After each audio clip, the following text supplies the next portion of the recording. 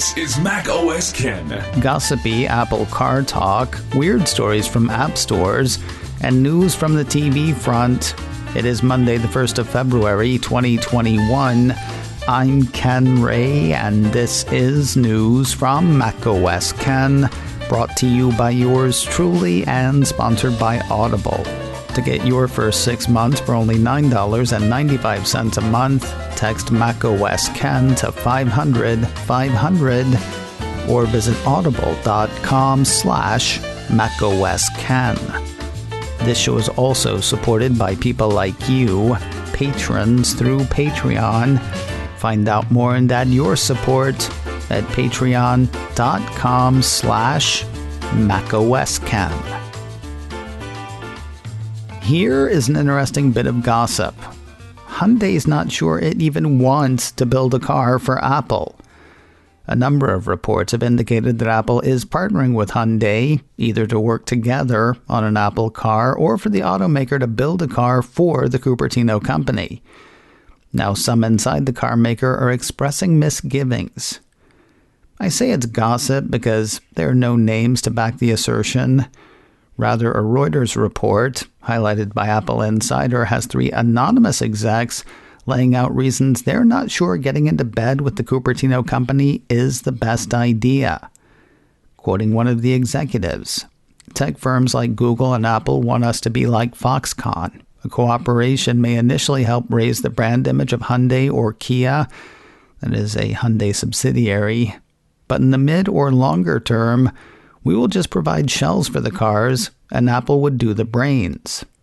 Quoting another exec, the Hyundai Motor Group is concerned that the Hyundai brand would become just Apple's contract manufacturer, which would not help Hyundai in its effort to build a more premium image with its Genesis luxury sedan brand.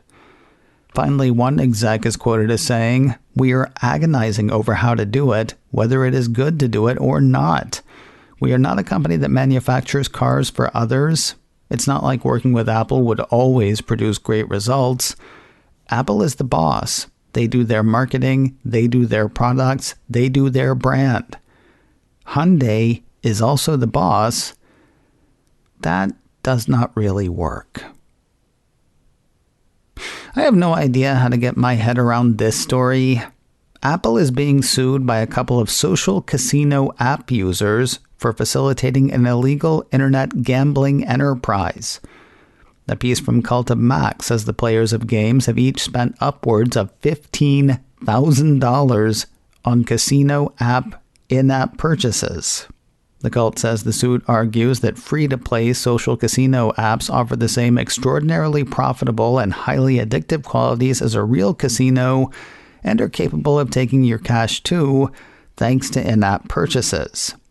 Interestingly, the piece says slot machines are illegal in the state of California, while the apps in question are just that, apps, not slot machines, and while they don't offer the chance to win real money, the piece says plaintiffs argue that the apps qualify as illegal slot machines. According to the report, the class action suit is seeking restitution, damages, and an injunction against Apple for smuggling slot machines into the homes of consumers around the world. Given the trouble Apple is having with fake casino apps, one wonders what sort of trouble Google is getting itself into. CNET says the Android creator is opening the Google Play Store to real money betting apps in the U.S. beginning next month. As of the 1st of March, the piece says, online casino games, sports betting, lotteries, and daily fantasy sports apps will be allowed in certain states. High unemployment, folks stuck at home staring at their phones. What could possibly go wrong? To be eligible, the report says, app makers must complete a gambling application form, comply with state and country laws where the app is being used, and have a valid gambling license for each state or county it wants to operate in. These apps must be rated adult only and display information about responsible gambling. Because that always works. Pardon my editorializing, but this has nightmare written all over it. Hey, speaking of Google and app stores, you may be wondering when Google will post privacy nutrition labels in Apple's App Store for its iOS apps. The answer, it seems to be doing so now. Slowly. iDownload blog cites a running list being maintained by The Verge. According to the report, while key apps including YouTube, Gmail, and Docs have yet to receive updates honoring the new app privacy label, the following 12 Google apps now have the required disclosures: Stadia, Google Translate, Google Authenticator, Google Play Movies and TV, Google Classroom, Google Fiber TV, Wear OS, OnDuo for diabetes, Project Baseline, Google Smart Lock, and Motion Stills, GIF Collage. As for Google's heavyweight apps, the search giant says as Google's iOS apps are updated with new features or to fix bugs, you'll see updates to our app page listings that include the new app privacy details. Now let's just hope they're accurate. I'm not saying that Google will be intentionally dishonest on its nutrition labels. It's just a segue into a troubling story from the Washington Post. Another piece from iDownload blog highlights that one. You know how the App Store nutrition labels are self-reported, meaning developers tell Apple what info they're accessing or trying to access? Yeah, that may not be working out so well. According to the Post piece, more than half the apps they checked out show misleading information or completely false information. Quoting the Post, I downloaded a de-stressing app called Satisfying Slime Simulator that gets the App Store's highest level label for privacy. Turned out to be the wrong kind of slimy, covertly sending information, including a way to track my iPhone, to Facebook, Google, and other companies. As I write this column, the piece continues, Apple still has an inaccurate label for Satisfying Slime, and it's not the only deception.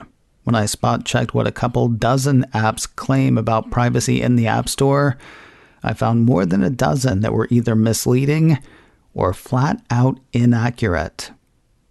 While Apple does say that it audits apps, indications are that the company will react if somebody tips them off to inaccurate privacy labels. And yet there the apps still are, or at least were, when the post was written.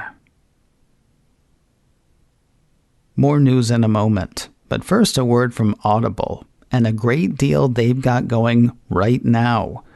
For a limited time, you can get your first 6 months of Audible for just $9.95 per month. Audible is the leading provider of spoken word entertainment all in one place. It's all kinds of audiobooks, original productions, podcasts, sleepcasts, all kinds of stuff. Ever had a book that you go back and read over and over again? Yeah, audio titles can be that way too. I have an audiobook that I got from Audible back in 2006 or 7. John Hodgman's The Areas of My Expertise. I still go back and listen to that from time to time because it's hilarious. That's what makes their current offer so great. You get one premium selection per month, plus access to thousands of all-you-can-listen-to audiobooks, originals, and podcasts for just $9.95 a month. I'm currently listening to Up From Slavery by Booker T. Washington, with a few other titles queued up as well. That and thousands of other titles are available in the Plus catalog, no credits required. Get started today with a 30-day free trial, then stick around for just $9.95 a month for the first 6 months. Visit audible.com/macosken or text macosken to 500-500. Whether you're looking to strengthen skills, be more informed, or just be entertained, Audible has tons of titles for you. Visit audible.com/macosken or text macosken to 500-500. To start your free 30-day trial, text macosken to 500-500 or visit audible.com/macosken youtube.com/macosken. The third release candidate for macOS 11.2 was out to developers and public testers. Mac Rumors ran a piece late last week saying that was so if you're one or the other, there's an RC waiting for you. What has 90,000 feet and seemingly unlimited potential? It is the studio space Apple is said to have leased in Queens. Cult of Mac cites a report from the New York real estate site The Real Deal that says Apple TV Plus will occupy the 35,000 square foot ground floor soundstage, which has 30-foot ceilings. The content provider will also occupy another 40,000 square feet of production space on the ground and fourth floors, and 15,000 square feet of office space on the fifth floor. The new to Apple digs are said to include production offices, studio space, dressing rooms, a lounge, and more. Plus, the building features New York City's only backlot, according to the report. No word on what Apple plans to shoot at the facility. If you were a fan of the Apple TV Plus series Tehran, good news. The Cupertino streamer has given the green light for a second season. The company issued a press release last week announcing the continuation. No word on when Season 2 will grace our various screens. And finally today, news of another big, limited series with some really big star power. Apple issued a press release over the weekend saying that it had finally given the go-ahead for WeCrashed. The release says the series will follow the greed-filled rise and inevitable fall of WeWork, one of the world's most valuable startups, and the narcissists whose chaotic love made it all possible. The story sounds familiar. That may be because you read the news. Or maybe you heard it in podcast form. Apple says the series is based on the Wondery podcast, WeCrashed, The Rise and Fall of WeWork. As for the aforementioned star power, the piece says Academy, Golden Globe, and SAG Award winner Jared Leto, and Academy, Golden Globe, and SAG Award winner Anne Hathaway will star in the limited series. Each will also serve as executive producers. I say the company has finally given the go-ahead. We first heard that Apple was developing this series almost a year ago. As usual, no word on when the show will actually be seen. Coming up in a few minutes, China has a quantum network that employs an encryption method called quantum key distribution. NosillaCast's Allison Sheridan tried to make me understand what that means. You can hear how it went when it's news to Allison in a few minutes. Look for that show and subscribe wherever you get podcasts. macOS Ken Live kicks off another week today, 3:30 Pacific, 6:30 Eastern on my YouTube channel, youtube.com/KenRay. Catch it live or on replay there. You can also grab the audio podcast, macOS Ken Live, wherever you get podcasts. macOS Ken, brought to you by me and sponsored by Audible. Visit audible.com/macosken or text macOS Ken to 500 to start your free 30-day trial. This show is also supported by people like you, patrons through Patreon. Find out more and add your support at patreon.com/macosken. Advertising handled by Backbeat Media, online at backbeatmedia.com. You can reach me a couple of ways.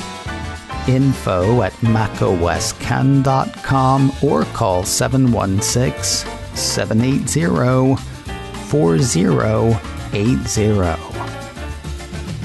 Until next time, that is news from macOS Ken. I'm Ken Ray.